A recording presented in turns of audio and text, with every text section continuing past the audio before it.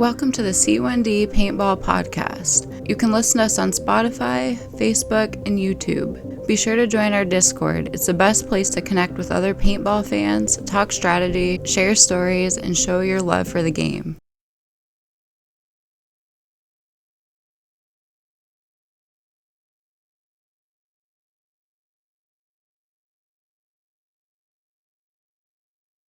Huge news, Roy.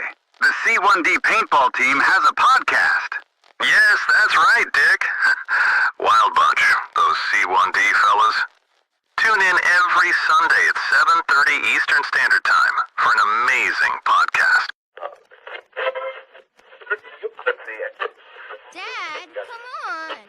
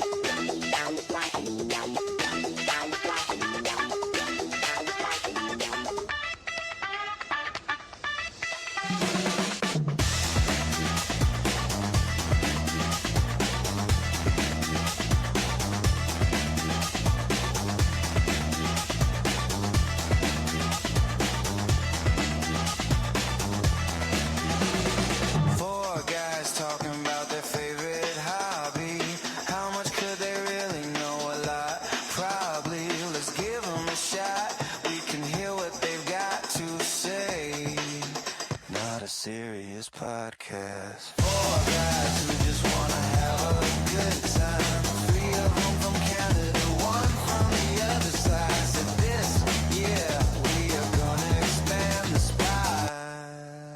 Not a serious podcast.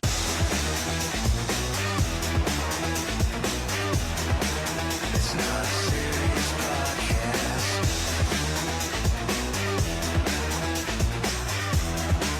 It's not a serious podcast.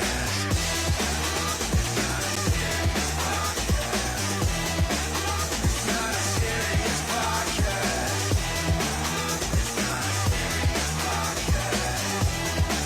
It's not a serious podcast. They say C1D is the home of paintball. You can catch us over there or over on the Discord. Even when we're offline, we're having a good time. Not a serious podcast.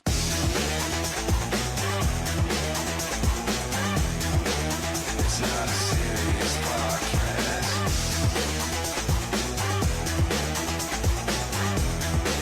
It's not a serious podcast. It's not a serious podcast. It's not a serious podcast. It's not a serious podcast. It's not a serious podcast.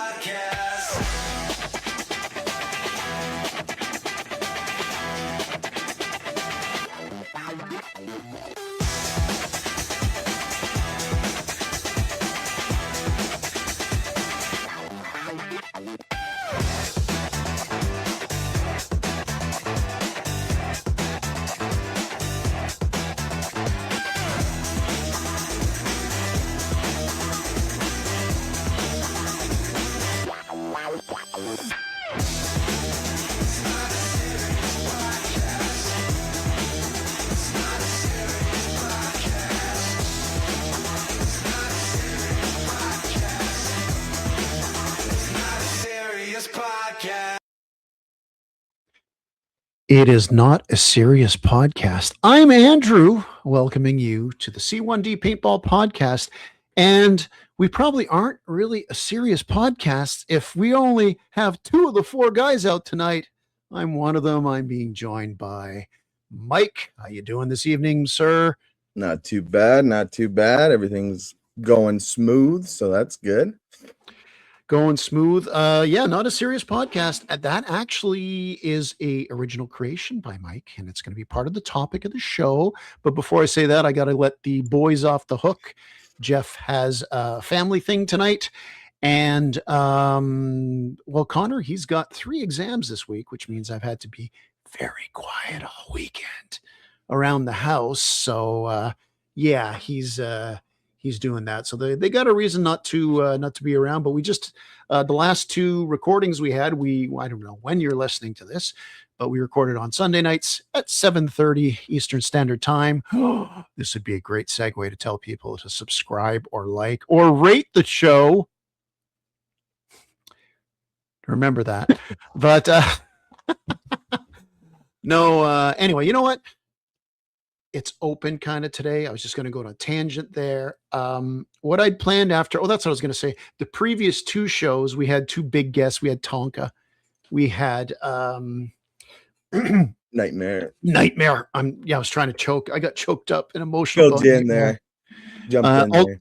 Although the next show, I hope to get Michelangelo from, he's part of C1D. He is playing paintball in Florida as we discuss this. Well, actually, probably the day's probably done for him right now, but he had a weekend of paintball there. He's going to tell us a little bit how that went, and how he's going to talk a little bit more about speedball and what he does. Because I mean, how would you explain speedball, Mike? As far as C1D we don't talk about because most of us don't play it, but I mean, there's still a respect for it. But how would you best describe it within the microcosm of C1D? Well, but what I get from it is very well organized and super competitive. I don't know if it's me, but you're lagging a bit on my side. He's frozen up. Absolutely. Oh, am I back? Yeah. Am I back? You're back now. Yeah, I'm looking at the technical difficulties. There's only two of us here today. It's not a serious podcast. There you go. Yeah, the live was taken.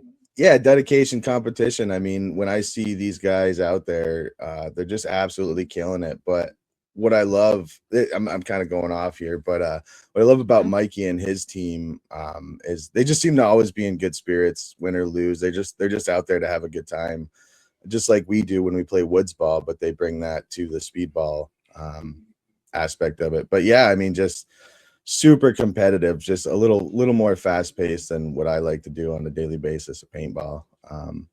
But I respect the speedball. If I could do it, I would do it. By the way, that's my excuse on that one, young man. I just couldn't do it. Yeah, it's tough. I mean, there's that video when we were at Capital Combat Zone and you were doing that joke where you were just running around, and I forget who was recording you, but it's hilarious. But yeah, I mean, it's definitely there's a lot more running around and I'm just not so good at hiding behind little bunkers and stuff. I always got something hanging out there. I do appreciate, I probably shouldn't take away what we're going to be talking about in a week, but I do appreciate the strategy of it. And in particular, what I really enjoy about it is how the coaches are active with that.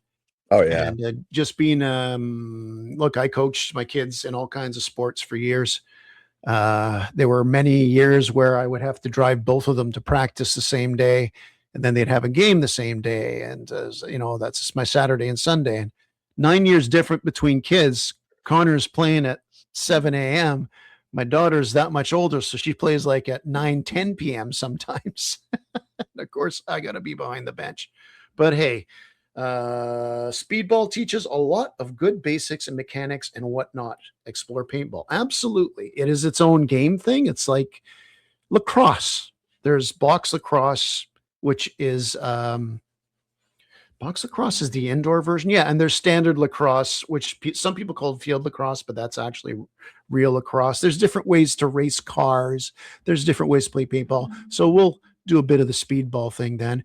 But you can see when Mikey brings that, obviously he tones it down when he plays with us, but you can see the speed, even when he doesn't have a speedball gun with him. He could have a pump, but you can tell that he's a speedball player by the way he moves. I mean, he can hide behind a tree that's half the size of him and you can't hit him because he's just so good at it. So I was just going off of what Chris said there.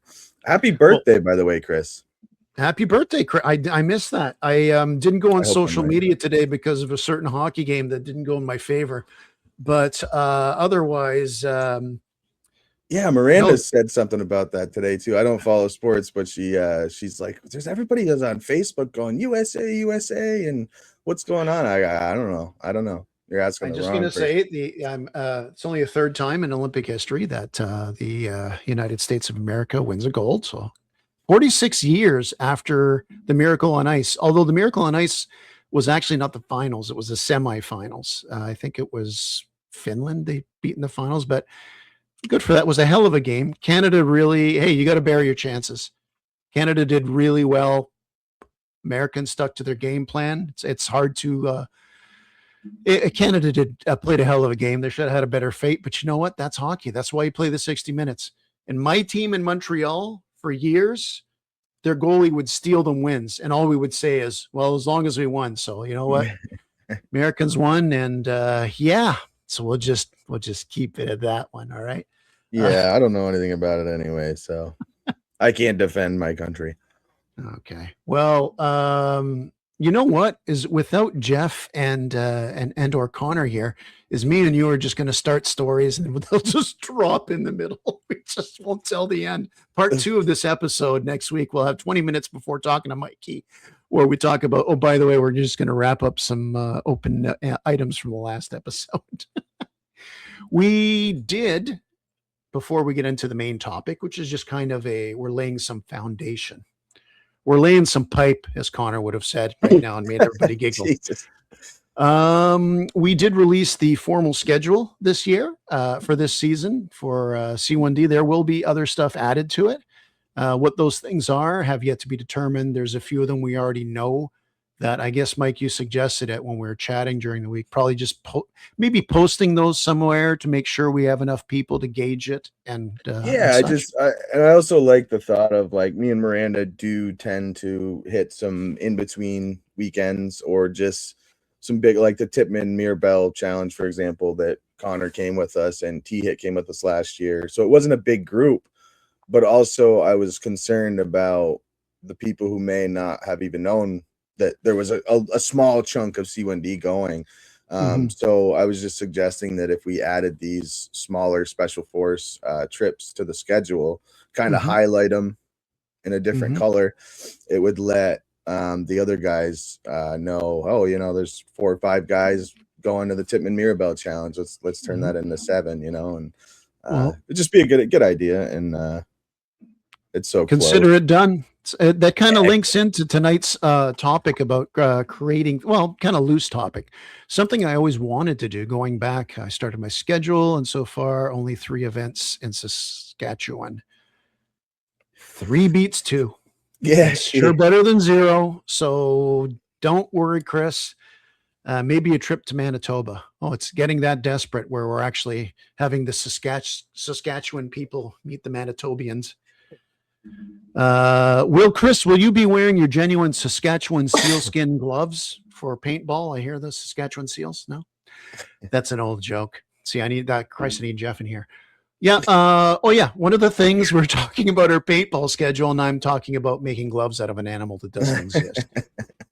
This is what happens. I make templates for nearly every graphic I make. So I have the template to the schedule.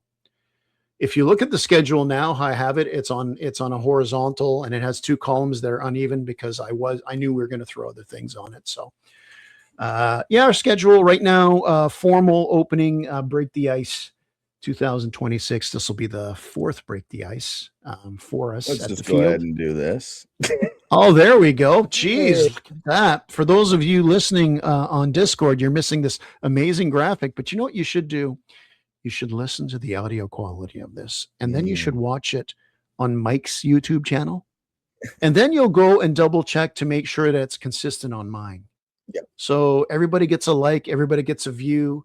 Maybe you lose your mind a little bit, but you know, you'll be doing us a favor. And then when you hop in the car, just throw it in on Spotify, you know. There you go. So we are breaking the ice. Warzone, March 21st at 9 a.m.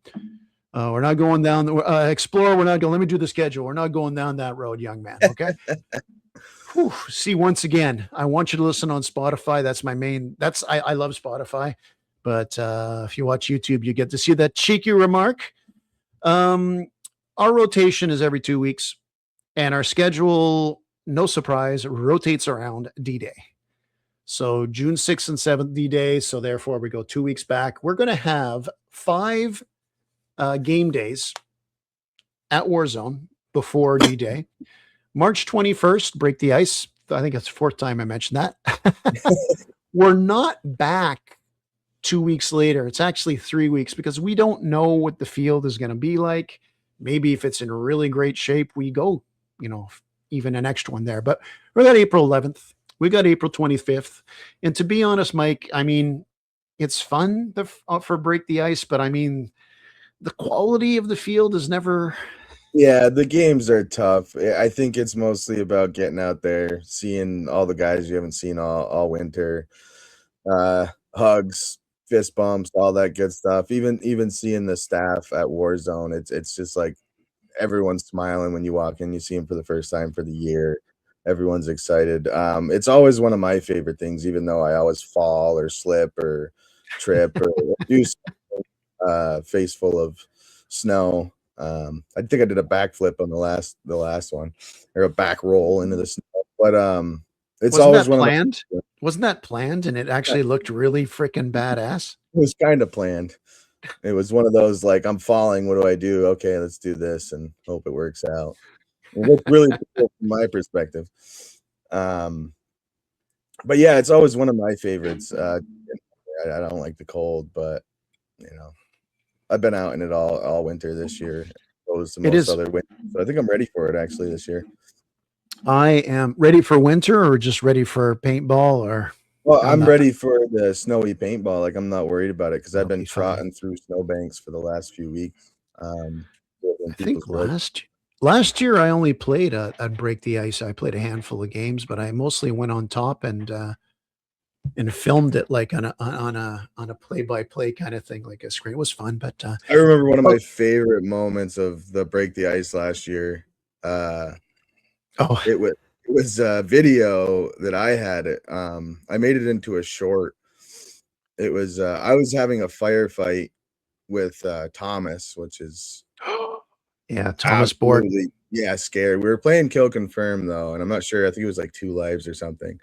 And of course, anyone who owns a box mag for like an EMF, they know that it's nothing but trouble. Well, Nevin was sitting next to me fixing his marker, like sitting right next to me on the ground. So I'm like, I should probably give my teammate some cover while he's fixing. So I ended up getting into a fight with Thomas, and obviously I'm not going to win that one. So Thomas takes me out, and I'm like, shit. So I'm about to get down. And I look at Nevin. I'm like, wait a minute. You can just literally just tag me back in. You're sitting right there. And he just tags me in, and I just start shooting again. And we just started laughing just because it was so funny, because it was like this unlimited spawn glitch, and I got to fight Thomas with multiple lives. But to put it in a short and have it like that, and to watch us both laughing like that, it was super good. And then I sunk like 3 feet in the snow. It's really good. I can't wait to get back out there. I can't wait. Thomas, exceptional player, really great guy, and knows a lot of history about the game. I'll tell you one thing. I always like the thrill of when you're in a one-on-one. I mean, not as if there's just you two left on the field, you and an opponent, but just this scenario where it's you and another guy in a firefight. I should have said when you're in a firefight.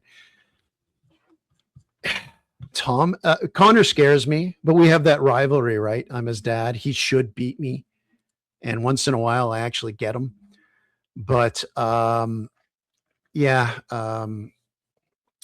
I'm one-on-one with Thomas, you see, Connor will talk, and sometimes he'll intimidate. Sometimes, as they say, funny, like, hey, I got an old man in my sights. Or I'll hear him call like, hey, Michael, my dad's up here. Go on to the left and do this. Thomas says nothing. Oh, yeah. You pop your head out, a shot will whiz by your head, even if he has a pump. And he'll just come up with a flank.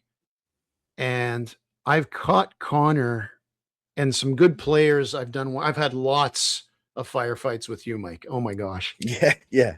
I've had lots of firefights with you. And, there's times where you can catch the person off guard and you can flank him and do stuff like that. I once ran at Connor, and I was going around the bunker, and I would have had him, but one of his teammates got me at the last minute. So even I'm capable of doing that. I don't think I don't know how desperate I'd have to be to go against Thomas, because that's like, you just might as well go out there with my marker down and my balls hanging out saying, all Yeah, right, just exactly. that. Yeah. Yeah. I Such a usually good run. player. I didn't even feel bad, and I yelled to him. I'm like, "All right, later, Thomas. Screw this." Yeah. What's interesting is I love the 1v1s, and like you said, it doesn't have to be just the last two people left, but it so happens me and my wife know it, and everyone else who plays with us knows it too.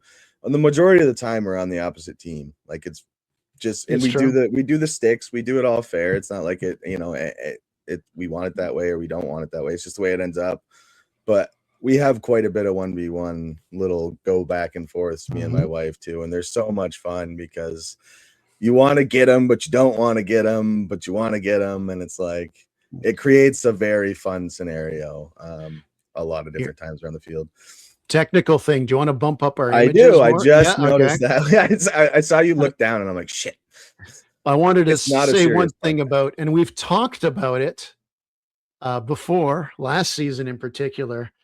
You don't like it when your wife gets you on the day, and you can No, score. Like, is this a little unfair where you might get her 2 or 3 times, but if she gets you that one, your day is. You really want that bragging right, Mike? I mean, I know you're young, so you'll learn really how to deal with. You and your wife have a great relationship, a great marriage, but I'm sitting there going, I don't know why it is, but I think slightly why it is because and it's not like she goes out there seriously, like, I'm gonna get you today because, like, I want to hurt you, but it's always like you said, you gotten me 2, 3 times, like, I'm gonna get you, or she'll come up to me after the game, like, I saw you and you didn't see me, and I took so many shots at you, and I wanted to get you so bad, like, I'm gonna get you at the end of the day. So she's constantly telling me that, but I don't say that to her. It just happens that, I get her. So when she oh, does get me, it's like, God damn it. She told me she was gonna get me, and she finally got me. she. Uh, There was 2 games left on the day, and we're at Village, and we're going to point three. 1v1 explore, 1v1 gunfights are fun, but pulling the odd 1 versus 3 is so satisfying. I wouldn't sure. actually. I think I've done a 1v2 and won it. 1v3, that's impressive. So there was about 2 games left in the day. And Miranda, I mean, Miranda talks. She's not a big talker, but we'll say some things. So we're walking up there, and 2 games left in the day. I'm really dragging it, being Mhm. Andrew. And Miranda's there, and we're walking up. She goes, Mike got me 3 times. I just need to get him one fucking time. Yeah. I remember that. I just need to get him one fucking time. And I said, I'll call him out. And like, I'm sitting there thinking, well, especially in Village, you can go on a field like Market, and to some extent base, because you can call out and you can find individuals, Yeah. like especially on Market. But on Village, it's like, no, I mean, it sucks you in. It kind of lives up to the Vietnam Village idea, Mhm. even though there's really not trees. But and she ended up getting you that one, and she was so happy. And yeah. Oh, it makes her day, that's for sure. I hear about it all the way home. Okay, so the schedule, we do that, break the ice. Then we have what I would say are 2 just regular game days, which would be the 11th and the 25th. May 9th, we have a special event planned. Not super special because that goes later, but a fun event planned that should be good. When I'm saying fun, I'm not saying like ridiculous, not paintball kind of thing. Sometimes we have some strange ideas, but we have a fun event planned for that, paintball wise. June 20th is the weekend, May 23rd. Did I say the wrong dates there? The event is May 9th. Nope. Okay, May 23rd is the weekend before, is the rotation before D-Day. I like to just have an open game day there. Rentals come in, we play whatever. We play low impact, even if we really feel like it, goofing Everyone's around. trying not to get hurt, Yeah, so we yeah. can, be in good shape Now, for this. yeah. So 2 weeks later, it's D-Day.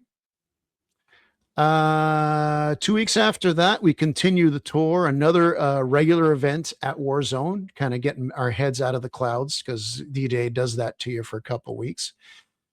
I think I'm missing a date here. I am missing a date here. Oh yeah, you're missing. Oh yeah, because I skipped the July 4th. That's okay because I want to keep the schedule. That gives me a very good idea. By the way, I think we might be doing airsoft that weekend with our sister club in Ottawa, and I want you there. July 11th, not final schedule. This is not final. There you go. It says schedule. Doesn't say final. Not a serious schedule. July 11th is the annual pilgrimage to Lancaster Paintball. Oh man, yes. We all stops pulled out. We got to get as many people as possible there, and hopefully the unveiling of the cheese hat. The cheese hat will happen. We're gonna have a lot of drones there. That Vimy Ridge last year was a blast, and add some extra bodies, maybe some extra shields to it. That'll be great. July 25th, right? Actually, we're after Lancaster. We have a string of 5 consecutive every second weekend trips to the home field. July 25th, regular game day at Warzone. August 8th at Warzone. At the Tire Ball Field, we'll be playing the Pokemon game, which we've talked about before and we'll talk about going forward. August 22nd, regular game day. September 5th is also at Warzone. It's a super special event. Super special. We've been working on it. You're going to hear a lot about it. It's going to take a lot of planning. It's going to be a lot of fun. Then we have game day, September 19th, regular game day at Warzone. Now, I'm guesstimating the Ballin' for Boobies is October 3rd or 4th. Because it was the first weekend of October last year. So I figure, well, if it's the weekend before, the weekend after, wherever they move it, if it's in the fall like that, it's no problem. Actually, even if it isn't in the fall, I would go as long as it's not on D-Day. But they're coming with us. We'll update it as soon as it comes out to the official date. So, yeah. One thing I am sure of is October 17th, October 30th, regular game days at Warzone. I like 31st. Those days in the fall. The 31st, sorry. Halloween, nice. Oh, yeah. And the last call this year is currently scheduled for November 14th, again at Warzone. So that is the schedule as it stands right now. I've already found a boo-boo in one of them. But I'll keep that rotation. Actually, oh, you know what? I did that. I did do that because I wanted to rotate 2 weeks around Balling for Boobies. And I figured July 1st, July 4th, the two big holidays in the States and Canada, that might squish things in there. We'll have some fill-in days anyway. I am so pumped that there's going to be weeks that I'm going in between, and yeah. We're doing stuff this year for sure. I wouldn't mind going indoors before even breaking the ice, but that's another conversation. We're going to get into that. We might not get into that. It's Mike and Andrew, right? 28 minutes into this. One of the things I talked about the very first season of this podcast was just to get some, to talk to other people that make content for paintball. And we're not talking about necessarily about the biggest guys like, oh, look, we had Nightmare last week. Yeah, I mean, there's there's him, there's Wolf, there's Barker, and there's a few other big ones too. But I mean, if you're talking Canada, the first two, I threw Barker in for the UK because we're kind of like, we still like the UK here in Canada. But I mean, those guys are big and all that. But I'm talking about all the little things. One thing I want, all the little groups, all the little memes, all the little Facebook groups, the videos, whether they're overproduced like mine, or just the basic thing is, I love doing it. And really, it's for myself. I figured it would be good to break the ice on this type. Break the ice. There we go again. Not a professional podcast. Not a serious podcast. Neither of those two. either or, whatever you choose.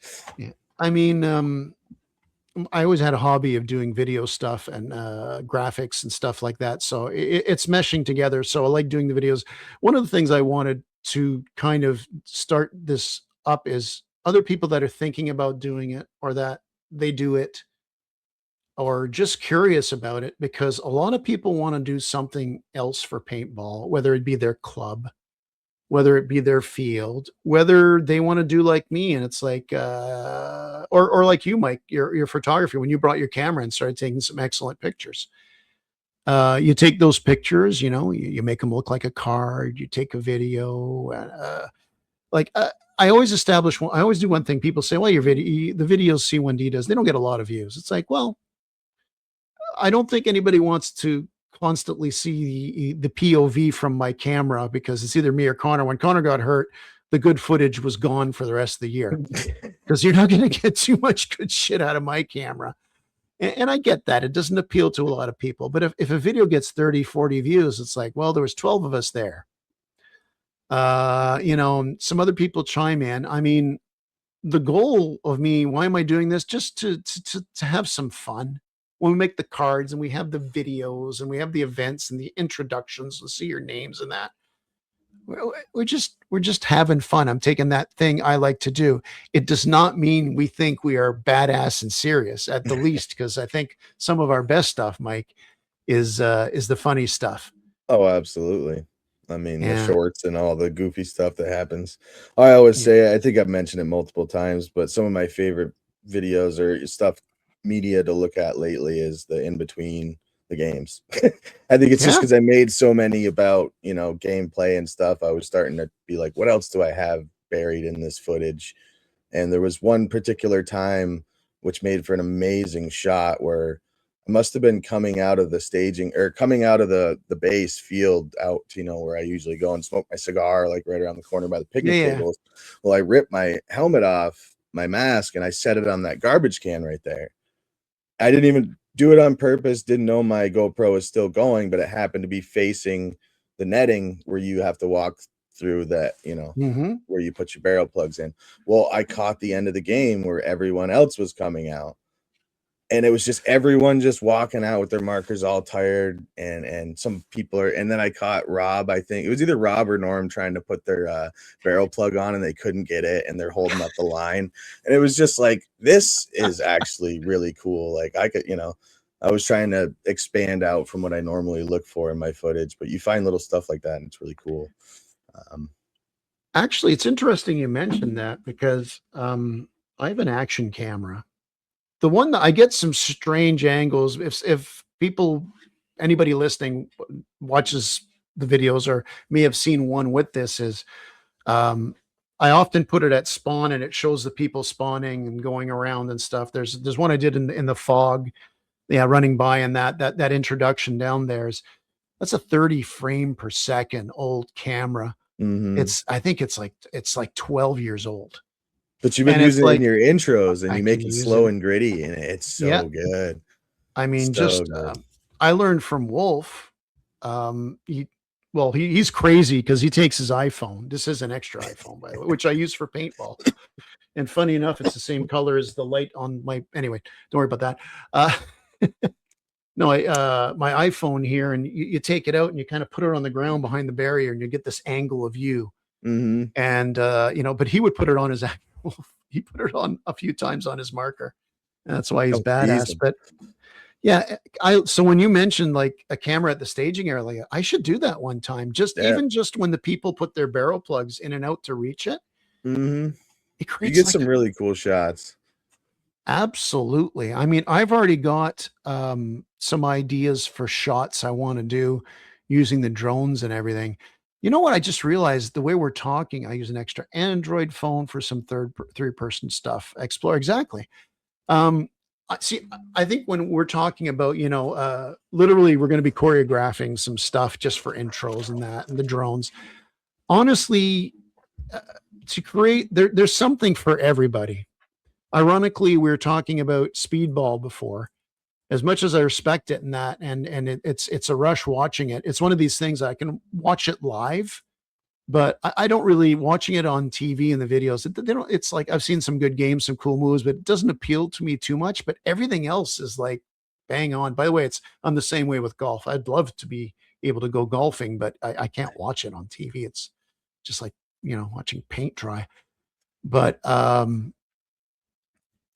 anyway, for the no, once again, we need Jeff, we need Connor.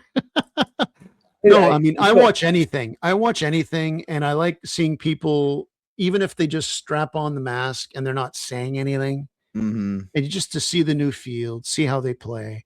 And I like seeing people do different things. So, like, Mike, like, why don't you explain like what we did? I mean, people think, well, I have a drone, but I can't really do that. I mean, Mike, when it came to a drone and that, I mean, explain how easy that is. And, I know we're going to plan and choreograph stuff, but I mean, I just want to go off what you were saying before, real quick before I get into that. I just think that you were just mentioning, all the different kinds of people making content and stuff, and you love it all. You know what I mean? Whether it's just someone going out there with regular footage or explaining or all the different point of views. I just think that everyone should get out there and strap a camera to their head and because it's always positive. Whether it doesn't matter what kind of videos you're making for paintball, as long as you're sharing it, showing the sport and how good it is and stuff. That's positive. You're like every single person that sees that, because that was what when I first started making paintball videos, it was to show my friends because I hadn't met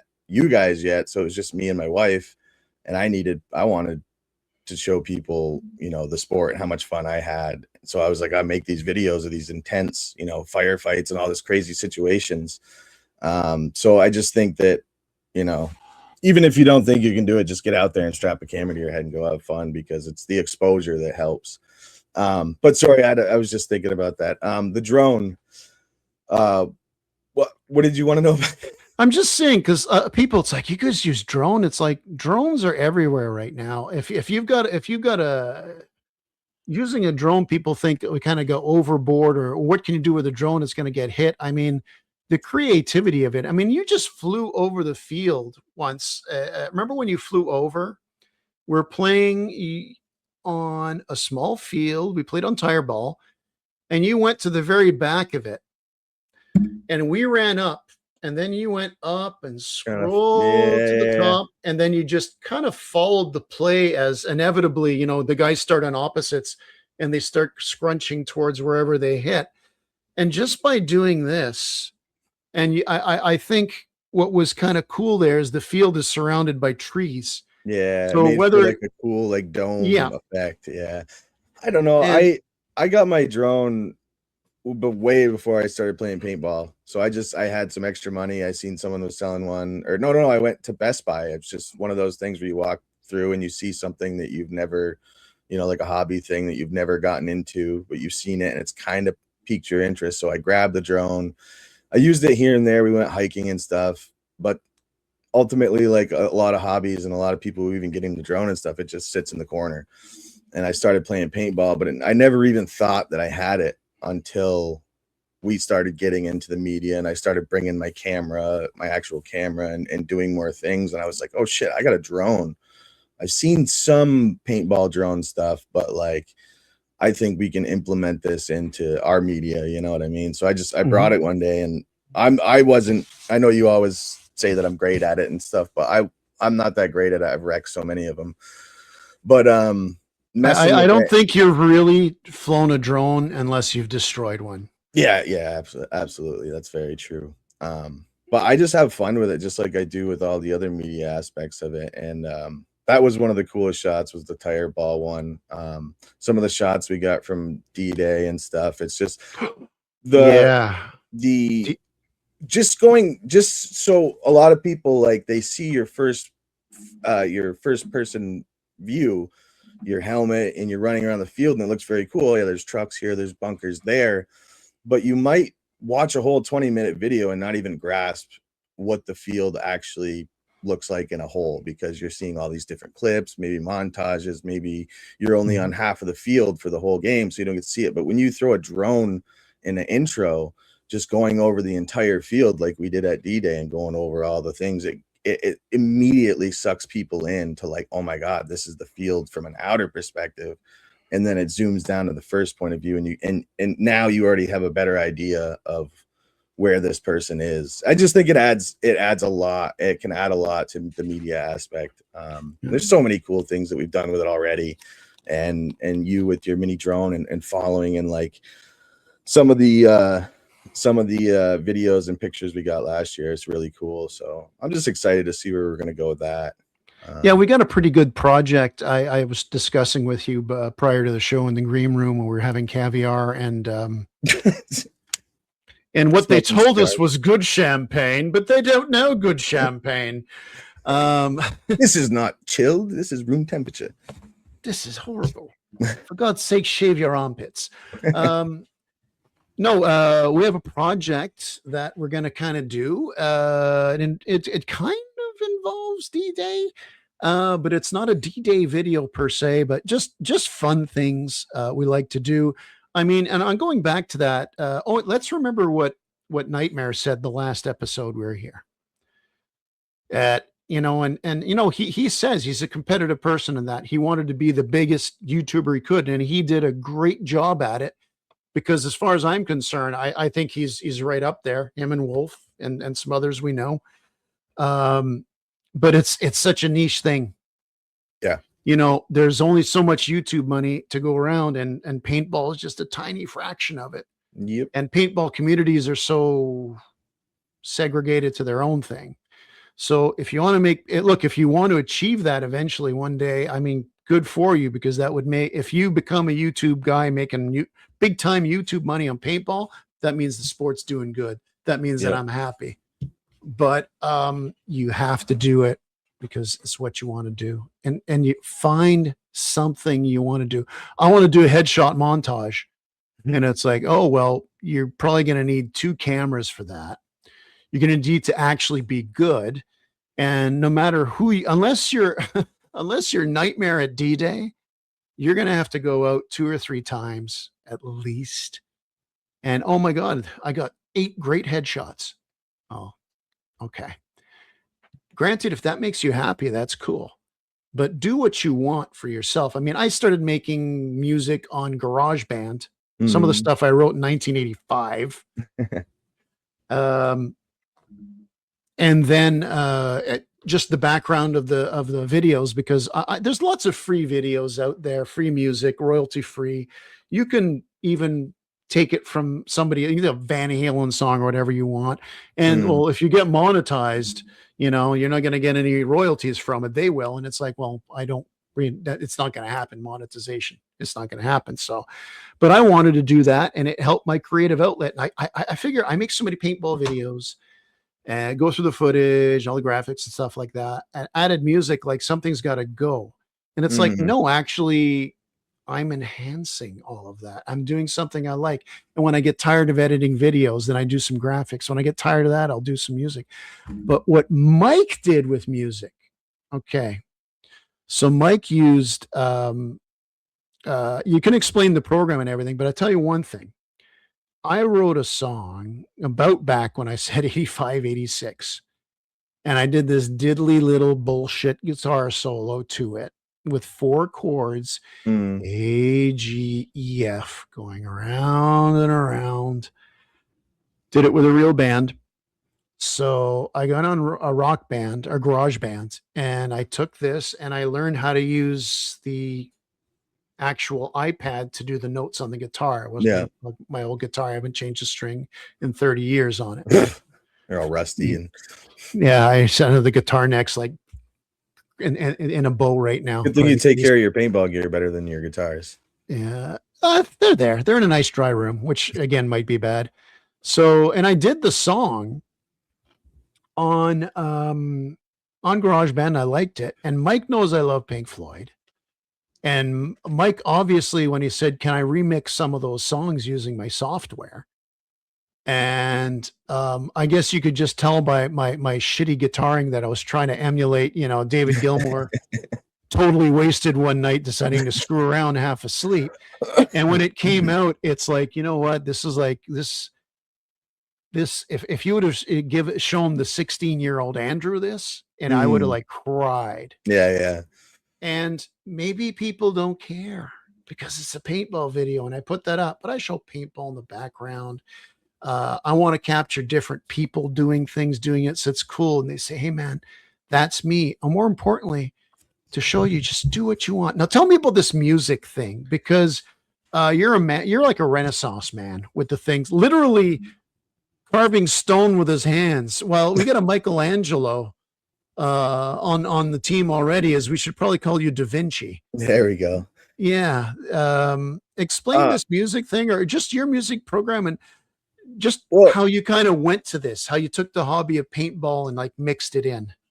yeah, so I mean, I've always played music. I'll just add that in there. I've always played real music, all kinds of instruments, guitar, ukulele, piano, whatever I can get my hands on, I'll at least try once. I always, when people say they're like, what is it? What's that saying? You're like a master of a bunch of stuff, but I don't know. You're like really good at a lot of stuff, but not great at anything.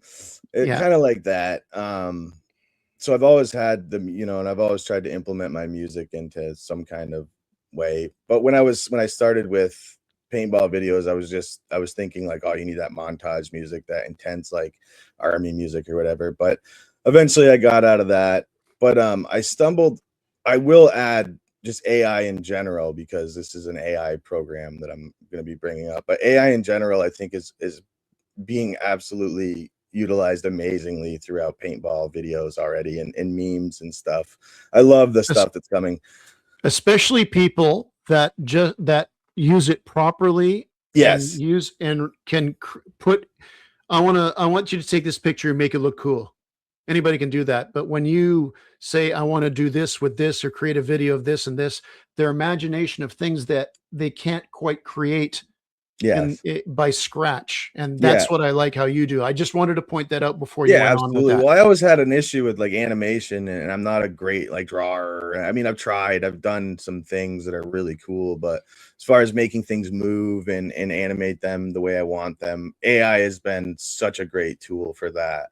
So I will add that. But so I started indulging it. Obviously, you start with Chat GPT. Everyone starts with Chat GPT, just going and asking it silly questions, having conversations.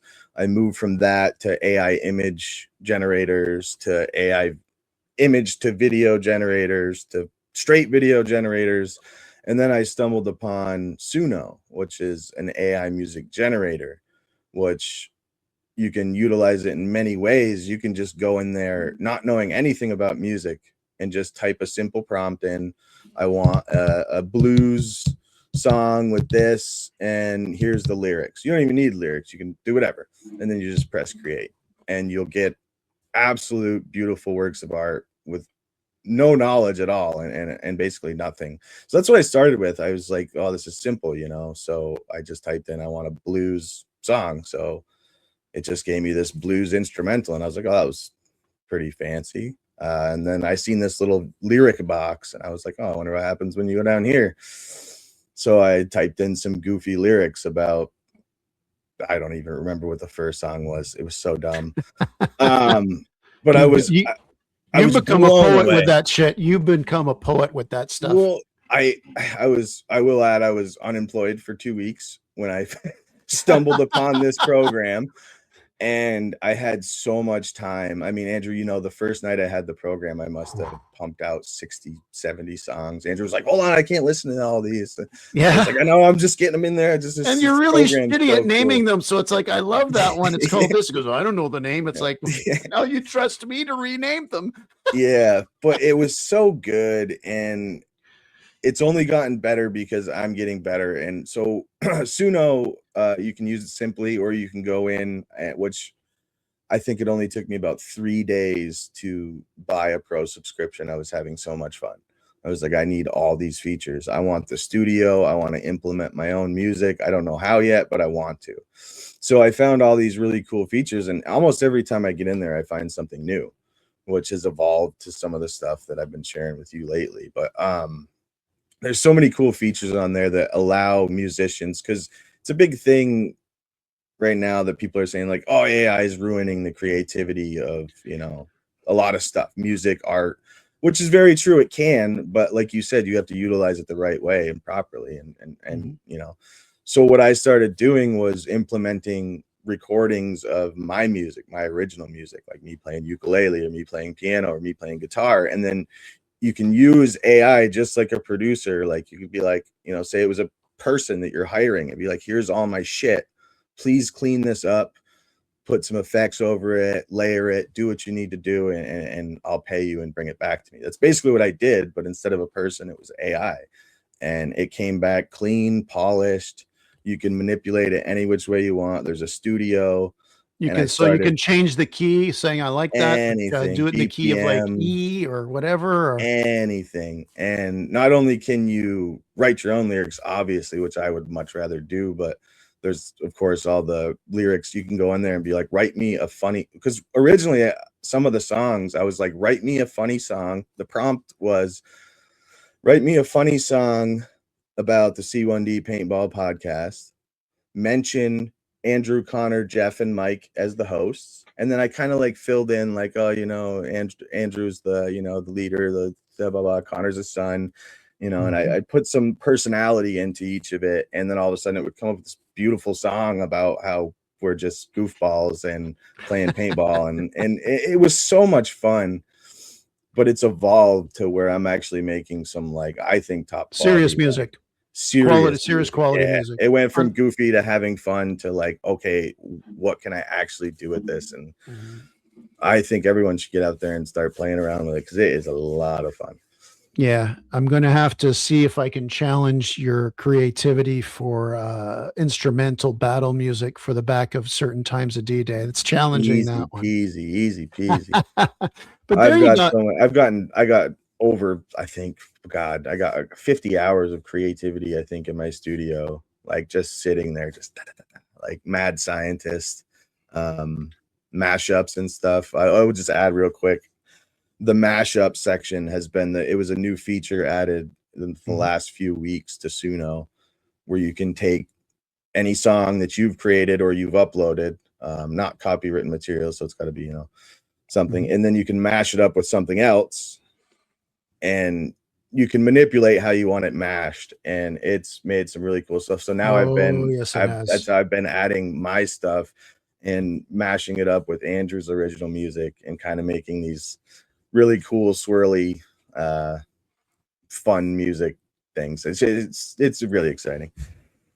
Well, you heard it before this episode, one of the comedy ones with that, and it's for fun. Because it is not a serious podcast. So this was a very we just dipped our feet into the creative thing. I would love to talk about creative processes going forward in other podcasts. I actually got a series on the C1D website about tips I gave out, but it's not that. I would like to get, we just discuss more about it. We get some other people that maybe make it. We do, of course, have Jeff make his comments on it. Connor's had a very big impact on me on you should do this. You should try this. Because as somebody, look, I say I'm creative. It doesn't mean I'm creative good. I just like to doesn't mean the stuff's good. You know, if it's mediocre, good. That's okay. But you get comfortably creative, though, and sometimes you need these outer perspectives to be like, hey, why don't you push you to try to do this? Or you see something and you're like, I'm going to try that. Did you get writer's block or boredom? Yep. Plateau. Connor made it. Yep. Connor once, I think I've eradicated it from the videos now, at least currently. It goes up and down. He's, why don't you put the name of the songs as they come on? Because he goes, you got individual songs already, videos for those. I said, yeah. I says, well, if you put it in the video, they can go watch it after they really like it. Now I realize it's probably a stupid idea for me to take it off. Yeah. No, that was a good idea. That's a nice touch. Yeah. I want to know, I don't know where you were going with that, but I do. And again, this is like interviewing one of our special guests, maybe if this is common knowledge, but I know you've been doing this stuff for years. I know you used to do video games and the stop animation. Sorry if I don't know what it's really called. Stop motion. Yeah. I kind of did that for a while. But like, and I know you touched on this with Tonka, the Tonka episode about how, you know, you saw his media or nightmares. And that's what kind of got you into, but like, I kind of want to know what your first few weeks of transitioning from playing paintball to actually making media was like. Well, Okay. The process, not, you don't have to like go super in depth, but just like the process of like, you were like, oh, you watch this videos and you're like, I want to get into this, but like what actually happened in that? Was it easy? Was it, because I know that I'm not saying you were ancient writing on stones and stuff, but the technology every year gets so much better. So even, you know, 8 years geez. ago, the technology was terrible to try to like, you know, get good content online. So I just kind of wanted to know what it was like then. Well, 2017 is when I got my first action camera and I started to try that out. Now, I knew because I'd had graphic editors and worked on them since I worked on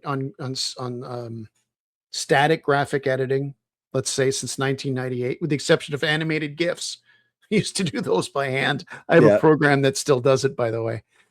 I was always a creative person. And when the kids were born, I had the camcorders, the big camcorders, and it would allow you to digitally do things in that. And then subsequently, I started editing with the same version of the same program that's actually on my screen here if you're watching this on YouTube. So I learned how to do basic editing because it was simpler. And every time they added something, I was like, okay. But I mean, I was editing my daughter's hockey and ringette games. I was editing Connor's games. I started doing graphics for it, the scoreboard on the top when that was happening, and it was fun. So that's the program you started with. That's the program I started, and I've tried many other programs too. Damn. And I was by the way, free Windows Movie Maker. You remember that? Of course, that's what, when I was like 14, I was making stupid videos where I would take a song and then just put a bunch of pictures over it. And I thought I was the coolest kid in school. Like, look what I just made, a music video. It is cool, and you do it. But when I started making the paintball ones, it's like, well, you know, I've done all these before just because I had this camcorder because I want to go snorkeling in Mexico. And I did. And then it's like, it came with the protective case, and it's like, I'm going to bring this out to paintball. And immediately when I went in, it was like, okay, this is cool. And it was indoors, so it was too dark. So right away I had to grade it, which I like doing. And I figured it out, and I was starting to love paintball. It wasn't hard for me to, well, it's a gradual transition. I mean, I'm not great at making videos, but I'm much better than I was. And like anything, you just keep doing it. You find shortcuts. And I know as we have subsequent episodes about this, and I think I mentioned on other episodes too, you just kind of you sit there the day after paintball. You know, we play on Saturdays, Sundays. I get the C1D cup and another big coffee cup full of coffee, and I'll just go through the stuff. Yeah. And, you know, you just kind of go with the flow. It's like, oh, that was really funny. Or, oh, I didn't realize that happened. Oh, that game? Yeah, I got hit early and I didn't realize it in the end. And I thought I won the game. So I'm going to have to take a funny stance on this. I just go with the flow, what I think is kind of like, but I just, as I learn different things, as new things come out, it's like, could that work for me? No. Yeah. You get templates. I went from just making action videos to, you know, dispatches and this. So it's like, you know what? I'm tired of editing action videos with 3 camera tracks. Yeah. When I run a camera on my marker and my mask and then Connor's playing, I got to like sync everything up. Yeah. But I see you're able to do the same thing, Mike. If you're just not feeling up to the music that day, it's like, well, you can edit. And you can just do all kinds of other things, or you can go and, you know, oh, that part came in from my drone. You're mechanically inclined. So you go, okay, hey, you know what? I took an hour and a half, 2 hours and fixed up my drone for today. I don't know if that was a slight nudge or just like a reminder, because you know that I just smoked myself into a whatever, but I thank you, because I'm going to write that down actually right now, because I need to order that part from smashing my drone at last year. Where does the part come from? It out at Lancaster, because I was like, oh, I'm going to get some good shots of the field. And the thing just started like floating sideways. And I was like, oh yeah, something's broken. So well, I got 4 cameras. I got 4 batteries for Lancaster and for D-Day this year for the drone. And yeah. And the best, here's something else, by the way. Here's a little tip for you guys is you can always use a drone and you can be creative with it. You can tell a story that didn't even happen, you know, over the woods, and you can stage something. Like every paintball movie ever made is just cheap. I think there's one. It's like zero, like near zero on Rotten Tomatoes, called Paintball Murder or Paintball Massacre, that I think we have to sit and watch. Yeah. But once again, I digress with that. Look, any even the stuff Pierre does with anybody MWR does with the 3D printing, that's content. You're doing something you like. Some people make money on it. That's cool. We're giving it around and all that, and it creates in the community. It's I don't have to say that. I it's just anything you can give to it. He's got that, and you can give it. Not only can you grow a club, you can grow your community, your field, your community, and just do something. Look, you got to have a hobby, or you're going to go nuts. Mm-hmm. And that's why I have like 30. That's a 30. But if you tie some of them together, well, there you go. That's the way to do it. I tell you what, I think we broke the ice on the content, because I think in order to like go on from here is we probably have a little bit more structure. And I want to ask, actually, that's what I want to do. We're going to just, when it came to the paintball videos and you were kind enough to ask me that question.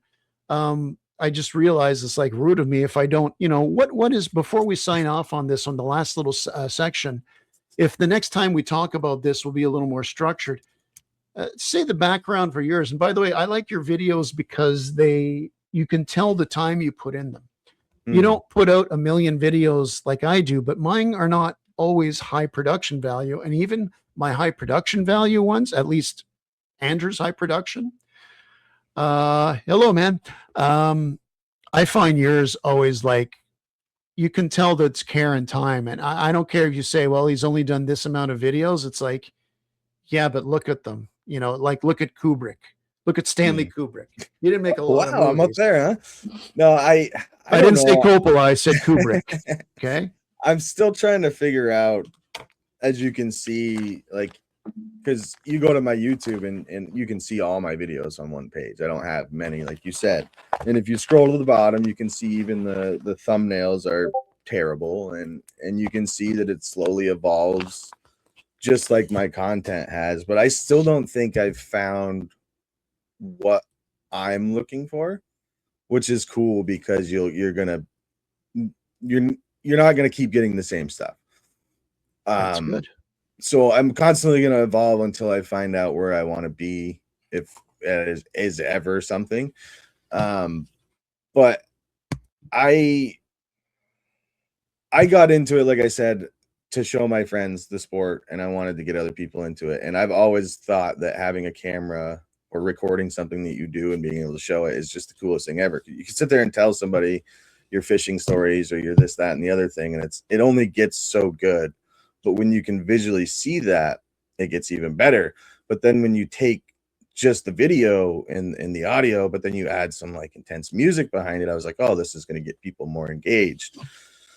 And it, like I said, it just keeps evolving into whatever I feel like it. All my videos are different. The intros are different. Some days it's more based around the music that I have in it. Some days it's more based on the content, but I don't think I'm where I'm going to end up at the content thing. I have so many great ideas floating around up here. Renaissance man. Do a little bit of this, do a little bit of that. Well, I will add, I know but I'll just add to anyone listening. I am now getting, well, you've seen the intros that I've been putting out and stuff, and having fun with the little animations and adding stuff, which is really like, it's really itching, whatever you want to call it. It's scratching an itch. But I just got into just today and spent like 6 hours and got nowheres on Unreal Engine. So I'm a rabbit hole. Yeah, an absolute rabbit hole. So I'm looking to actually implement this into some of the intros, the podcast. So everything's only going to get so much better, and I'm really excited for it. And AI is going to be a huge tool. I'm not going to use it lazily. I'm going to make sure that it's used properly and well. But yeah, I started down here and I'm up here, and I can't wait to get up here. Making content is so much fun. I love making people laugh and say that's so badass, and like showing somebody something who they don't care about. Like I've showed people at work who do not give a shit about paintball. And they didn't after the video either, but they were like kind of jaw on the floor when they were watching it. And it wasn't because of the content, it was more the way it was shown to you. Like, oh my God. So I just remember one of the things I forgot. And somebody said that recently that I heard on a podcast. But the idea, like, okay, so my grandson's turning 1 next week. In 15 years, hopefully I'm around.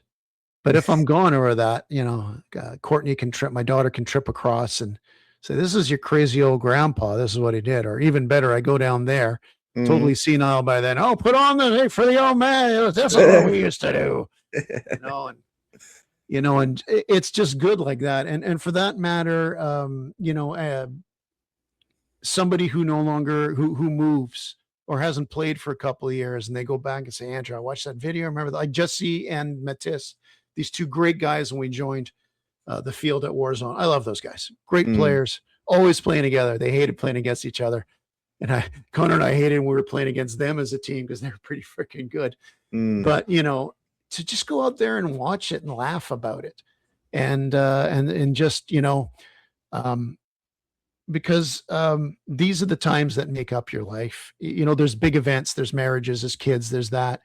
And everybody wants to, and some people get to, but I want to go to Rome. I want to do this. I want to do that. I want to go to Machu Picchu. I want to climb it. We don't always get to do those things. So life is about things like going out the weekend and just having a good time, as we do try to earn money, maybe to do those other things. But it's, one day it's going to be your last day out on the field and you are not going to know it.